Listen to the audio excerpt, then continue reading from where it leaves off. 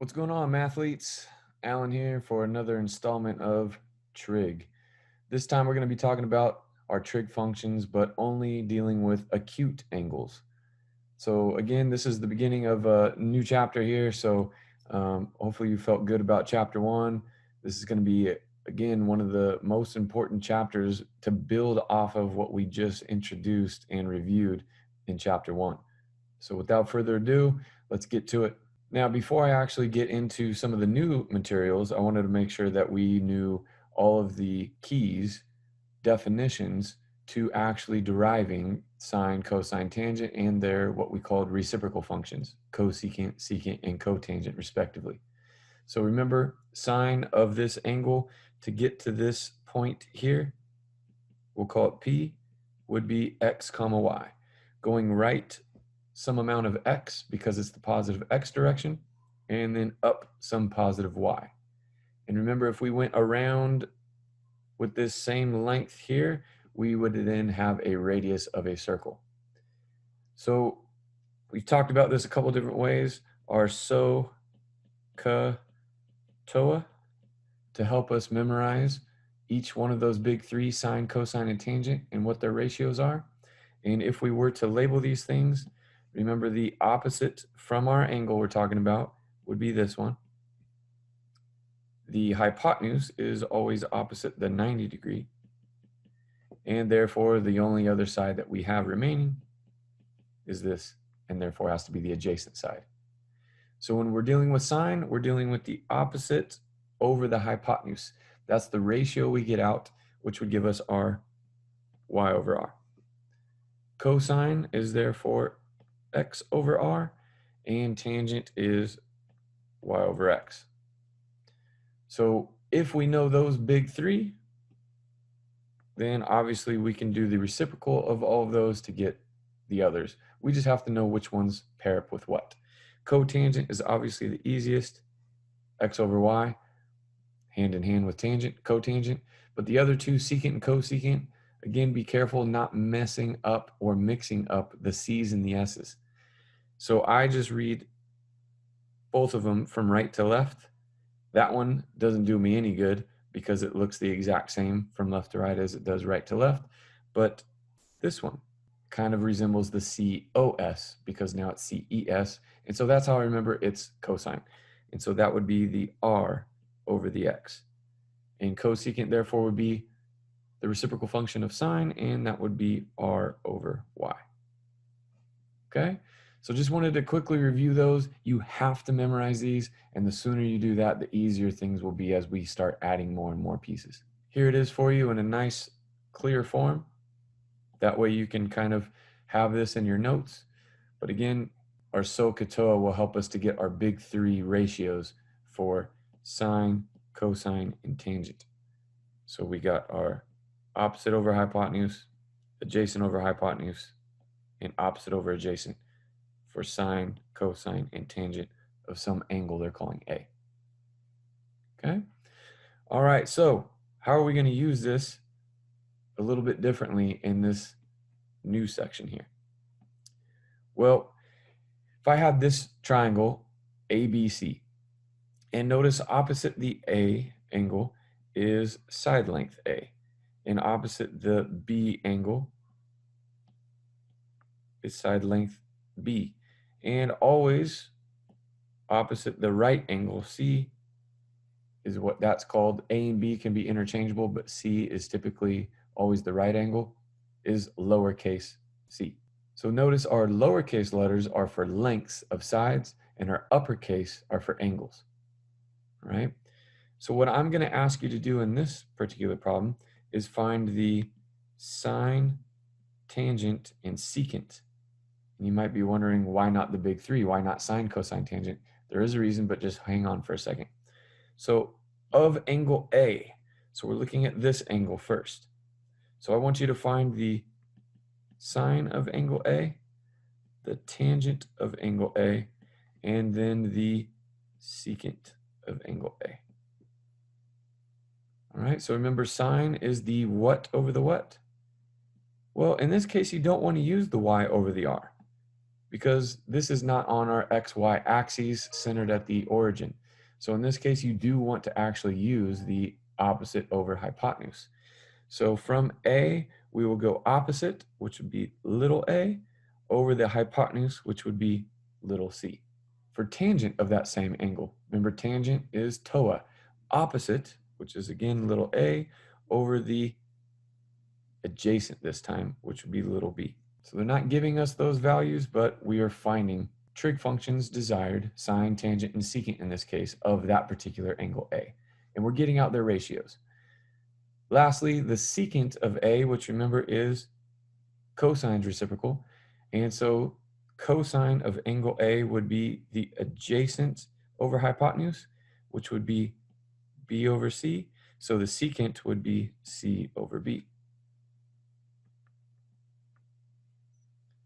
So now we've found the three ratios for those three trig functions. Let's go to the next one. Now they want us to find cosine, cotangent, and cosecant, but now of angle B. So notice our opposite and our adjacent will now have changed. But the hypotenuse is always the hypotenuse, opposite the 90. So this time, this would be our opposite, this would be our adjacent, and that is always our hypotenuse. Okay? So when I'm finding cosine of angle B, cotangent and cosecant, what are these ratios going to be equivalent to? Well, let's take a look. Cosine of this angle now is going to be the adjacent, which is lowercase a, over the hypotenuse. So ca, adjacent over hypotenuse. Cotangent of that angle B, cotangent would be the reciprocal of tangent, which remember tangent is TOA, so opposite over the adjacent. So in this case, we would have to flip that to get our reciprocal function, which would be A over B.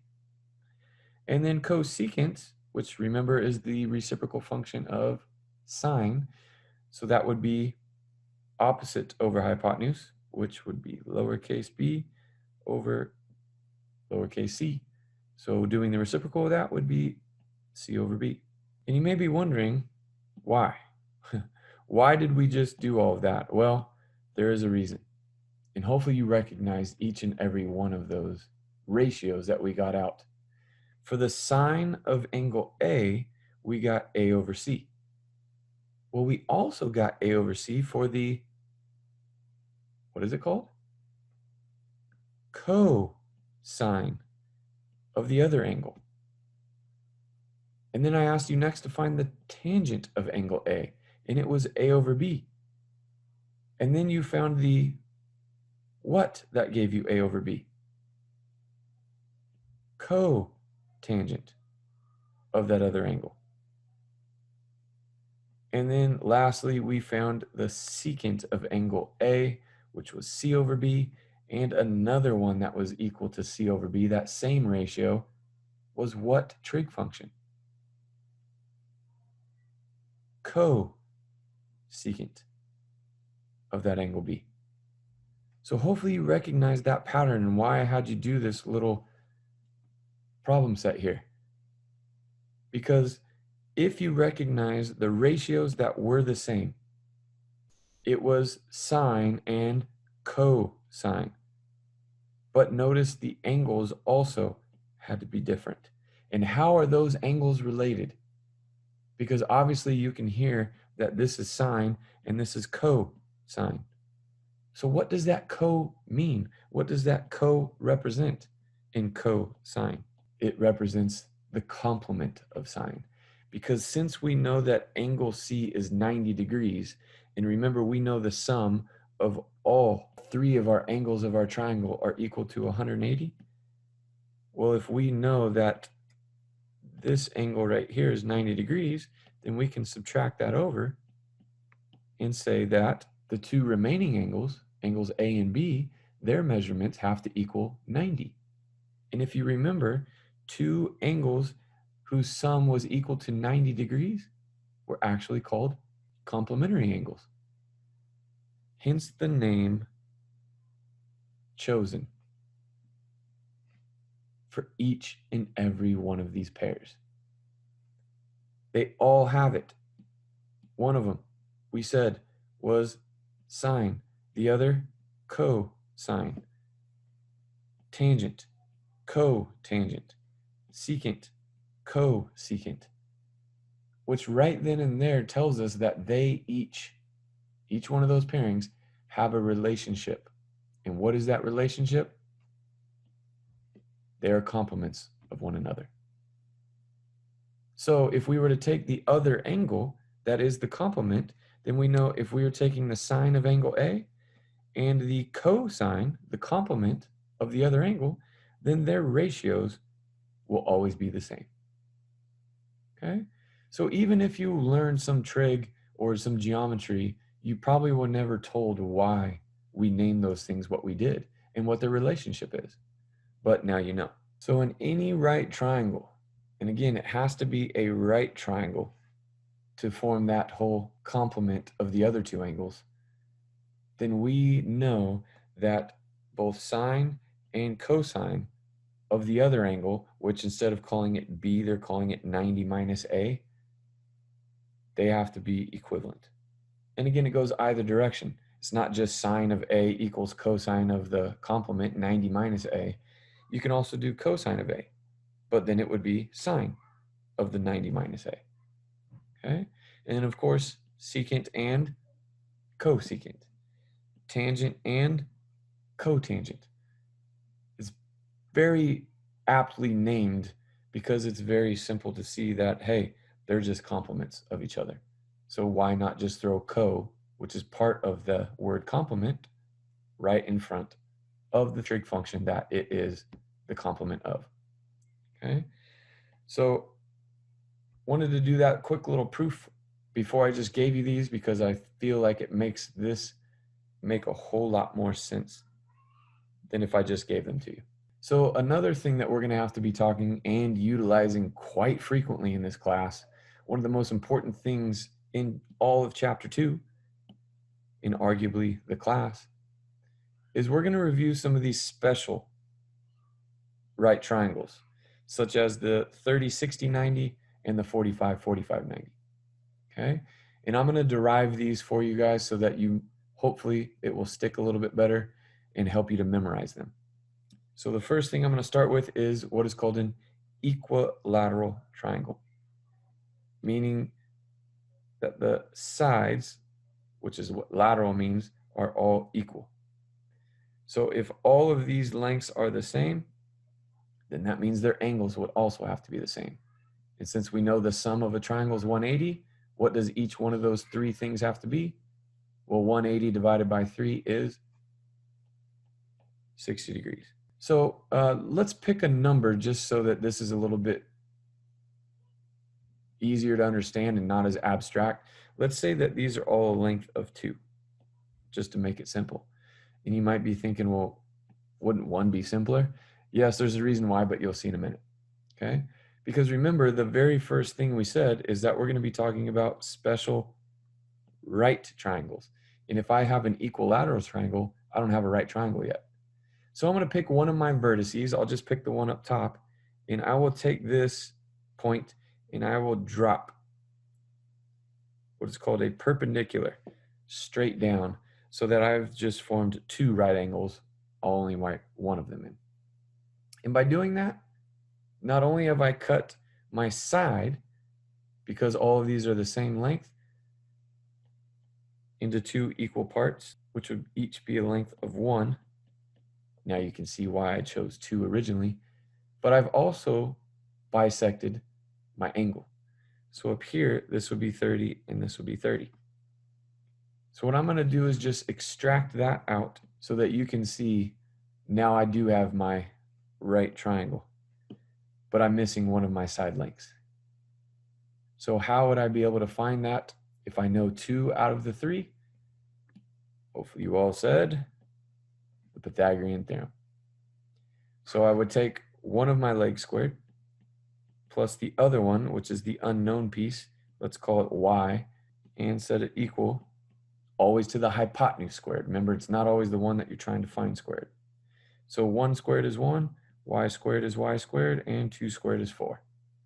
So I can then take this and subtract over the 1 to get the y squared by itself, and then to get the y completely by itself, I would have to take the square root of both sides. And that would get the y to be plus or minus the square root of 3. And since we're talking about a side length, then we know that it cannot be the minus, it would have to be a positive root 3. So I have then found that missing piece to this 30, 60, 90 right triangle. Now the cool thing is I can make a similar triangle to this if I wanted. I could make it twice as big, I can make it 5 times, or half as big. I can do whatever I want. So what we're going to say is, all right, well, let's take these values and let's multiply it all by some number, any number, and let's call that a. So if I multiply this by a, and this by a, then I would have my 30, 60, 90 scenario where opposite the 30 is always going to be, a length of a, anything, any value. We'll start with the smallest one. Then from there, we will go to the largest one, which we said opposite that 90-degree angle, the hypotenuse we call it, is twice as big as that. And some number between 1 and 2 for 60 degrees would actually have to be root 3 times as big. So this is our relationship for the 30, 60, 90 special right triangle. Okay, something we're going to have to memorize, and obviously what would be the easiest a to let all of these be? That would be 1. So that this would just be 1, this would be 2, and this would be root 3. Okay, so these are the types of things that we're going to be using over and over and over again with our trig functions. Because now, instead of just having random values, we can say, well, let's find the sine of 30. And remember, the sine of any angle is always the opposite over hypotenuse, or y over r. So if I was to take the 30-degree angle that they gave us, and I did the opposite, that would be a over the hypotenuse, which would be 2a. And therefore, no matter what a is, I would always, remember we said we can only cancel when we're multiplying. A over a is 1, I would get 1/2. So the sine of 30, no matter what size triangle we're dealing with, it could be any multiple, would always be equal to 1/2. Right? So we'll get into the sine, the cosine, and all of that, but you should actually already be able to tell me what else is equal to 1/2. See if you learned anything in the last 5 minutes. What other trig function and angle would be equal to 1/2? Give you a second to think about it.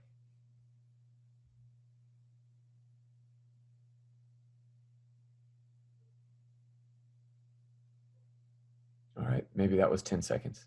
But hopefully you said the complementary function of sine, which we say cosine. But if it's the complement, it has to also be the complement of not only the function, but the angle. So it would be cosine of 60 degrees. That 2 would be equal to 1/2. All right, so again, all of these are going to come just flying at you here in a minute, but I wanted to derive the 30, 60, 90 ratios that you should all memorize. Okay, one more time, pause it real quick and see if you guys can fill in this 30, 60, 90 special right triangle.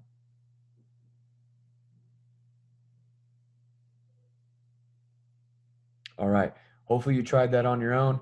The easiest way for me to kind of explain this is I always start with the smallest side, and I figure that one out according to its smallest angle. I can have any size that I want. And then I start after that with the next being the biggest side length is opposite the biggest angle.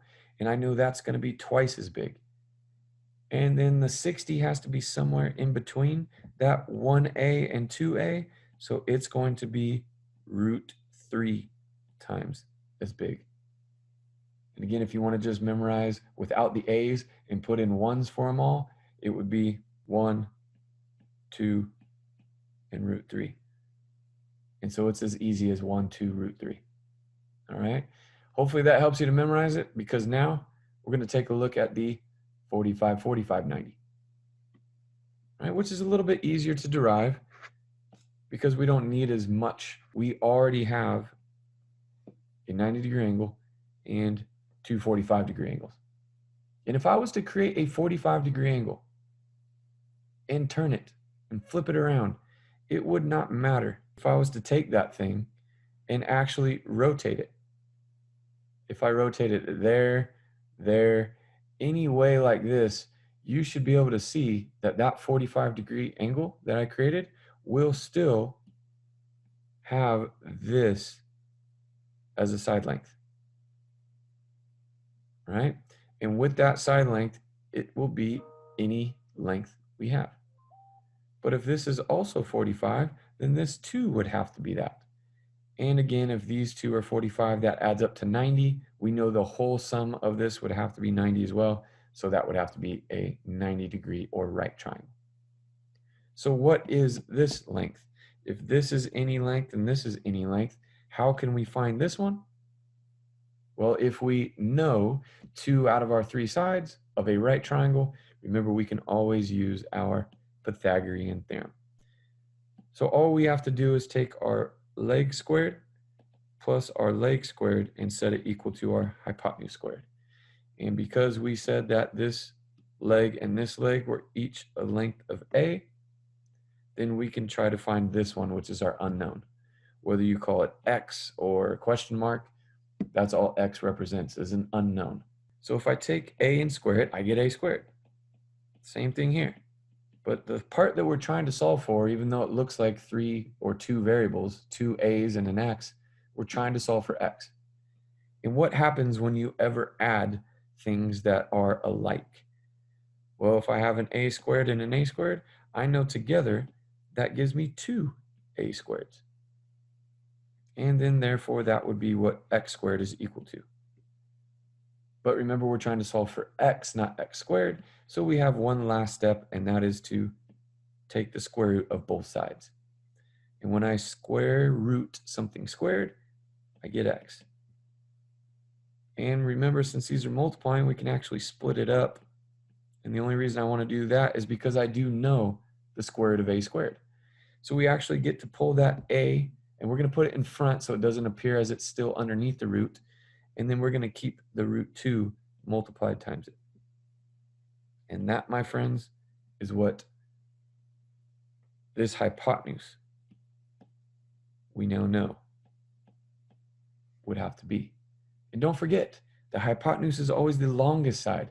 So we knew it had to be some multiple of these a's. How much bigger is it? It's root 2 times as big. So again, this is one that you're going to want to memorize. Make sure that you have in your back pocket in case you ever need it. And if you want to memorize it a little bit simpler, just make all of these lengths for our a be 1. Because then this and this would be 1, and this would be root 2 times as big. Don't forget, it can be a multiple of anything because of our similar triangle stuff we went over previously. Okay? So for our trig functions, we really want to be able to know what each of these things are given any one of those special angles, a 30, a 45, or a 60. So I liken this table to be similar to your multiplication tables that you learned in elementary school, but for college, right? You have to memorize this. There's no getting around it. You have to memorize this. And the sooner you do it, the better off you're going to be. And I'm going to give you a few tricks to try to help you, but in the reality of things, you just have to memorize it. Okay? We already did the sine of 30 being equal to 1/2. And remember, we also therefore knew that the cosine of 60 would be 1/2.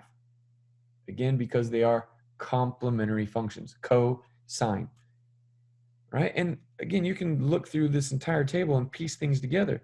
Well, then what about the cosine of 30? It's equal to √3/2. Well, then so should be the sine of 60. The easiest ones to do are the 45s, because 45 and 45 are complements of each other. So you can see those 6 values go hand in hand very nicely, very easily. And you can do this for every pairing if you wanted to. These all go together, these all go together, and these all go together by their complements, if you were to set it up in this form. Okay, I'm going to try to give you a better way to memorize these, but again, whatever helps. Okay, so if you want to grab a photo of this, I'll erase all of this stuff for you so that you can take a picture of it and post it for your notes. All right, so here is the chart, a little bit different from the one above. All right, that I'm going to make sure that you guys continue to do and memorize. All right, until you can do this on your own, continue to do it and practice it. All right, but here we go. How do we set this up? Well, you can see here first, I have the sine, cosine, and tangent listed in order of how we typically say them. Sine, cosine, and tangent are our big 3. Then I included some quadrantal angles, not just our big 3 right triangle, 30, 60, 90, and 45, 45, 90 that we just reviewed. So in order to fill this out, you always want to start with sine of 0. All right, and then all you're going to do is put 0, 1, 2, 3, and 4 for the numerator from left to right, all the way up to 90. That's all in our first quadrant. And then just do the same thing going in reverse order for cosine. And you can probably guess why, because it's cosine, the complement. They complement one another. And if you do that, then it will save you half the time that it might otherwise when trying to memorize this. So you just take half of every single one of these. Okay? But don't forget, some of these have a square root on top. So all I'm going to do is take the square root of every single one of these, and I'm done. I now have sine and cosine, and if I have sine and cosine for every angle, and again, not every, but every nice reference angle, we're going to call it, in quadrant 1, then I also know cosecant and secant by just doing the reciprocal and flipping them. And you might be asking, well, what's the cool trick about tangent? Remember, sine over cosine is equivalent to tangent. So if we know these values, then we can just put the little fraction bar over that, over that, over that, over that, and that to get every single one of those. So let's clean this up a bit and then make sure that we have these written down nice and neat for us to then use over and over and over until the end of this class. I cannot emphasize how important this is. Make sure you memorize it. So the first one, you can see the square root of 0 is 0 divided by 2 is 0.